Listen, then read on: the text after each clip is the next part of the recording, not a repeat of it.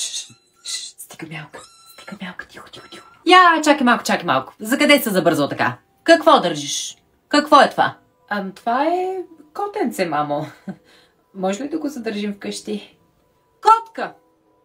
Откъде на къде? С Гери играехме долу пред блока и го намерихме. И аз го нося вкъщи да го гледаме, защото той е бебе и ще умре долу пред блока само.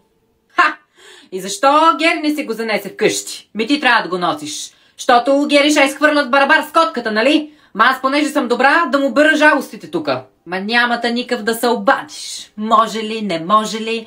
Мен, носиш го вкъщи. Писна ми. Ето тук. Аз след вас не мога да насмогна да изчистя, сега след това чудо.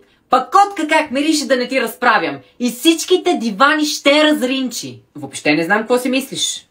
Не знам какво ти е в главата. Може ли да го задържим поне долу в гаража, докато порасне малко и след това ще го пуснем? В гаража ще го държим. Глупости! Ето ти стотинки тук, отивай за капкомер в аптеката, дай ми котето. Отивам да загреям мляко, че си нямам друга работа.